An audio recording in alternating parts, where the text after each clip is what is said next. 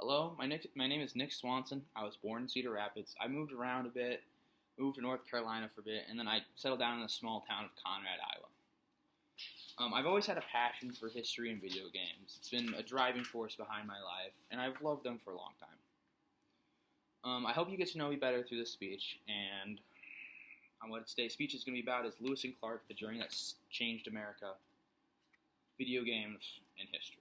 That's what it's going to be about. First topic of the day is going to be Lewis and Clark and the journey that changed America. I don't really have much history with Lewis and Clark, but I like history so much. It's just what Lewis and Clark did is change the history of America. If they never went on that journey, America would not be like what it is today, as that brought Jefferson to buy the Louisiana Purchase, and it showed that there was no Pacific Intercontinental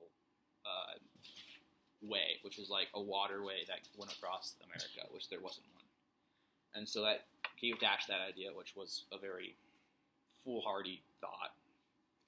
This article also connects to 9/11, which was only almost a year after I was born, or before I was born. And the way it connects it is because after the journey of Lewis and Clark, they got back. And it was uncertain at the time what they were going to do with that. Were they going to buy it? Were they going to do anything about it? And it just shows back in 2009 or 2002, they were very concerned about terrorist attacks, and they were connecting everything to 9/11 and trying to keep world unity or American unity, and trying to be ultra togetherness at that point in time. And it has changed now, as in we're pretty divided, and there's whoever's right, who's wrong. It doesn't matter.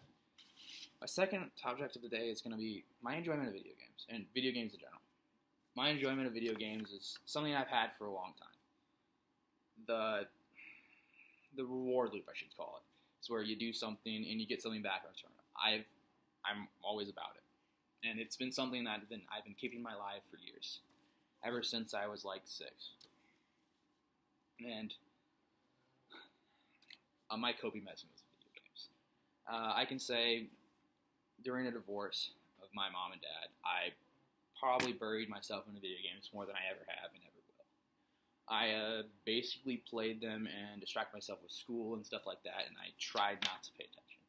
And it's been something that just I did, and it's a cool thing that video games can do, but it also can be a bad way to cope, which is true, because you can get addicted to video games and stop playing it and not be able to stop. I didn't. I eventually stopped. I've played it maybe once or twice a week. And then history in video games is a cool thing to me because Call of Duty, Medal of Honor, Battlefield, all of those are about history. Like, Call of Duty started on the backs of honoring the fallen soldiers of World War I, or World War II. It shows how much history matters to America, or history mattered.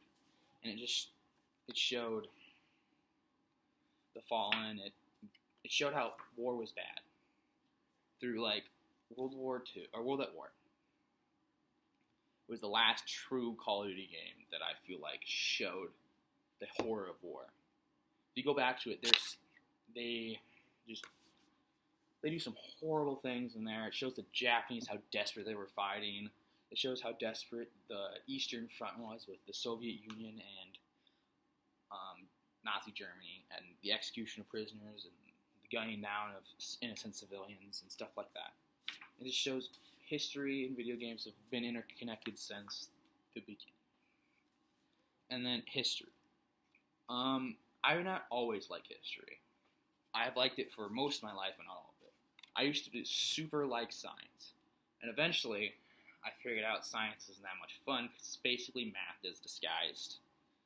And then I fell into history because at the time, probably 8th grade and before, like 7th-ish, I had my uncle as my history teacher.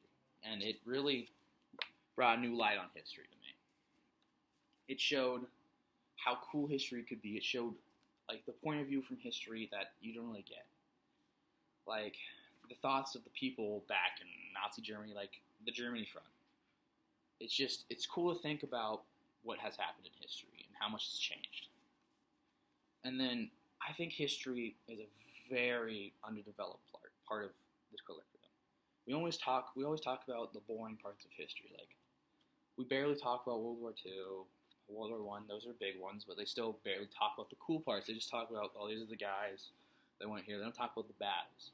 We talk about medieval Europe and stuff like that, but not the best parts of medieval Europe, the battles, the society of it. We don't really talk about that much. And so that's why I think that history is so underdeveloped, is because most people say history, oh, I gotta write paper, or it's boring. And it's not. I wouldn't say it that way. Wrapping up this speech, I hope you learned something about me and something you would remember. Like my love of history, video games, Lewis and Clark. How that was cool. Yeah.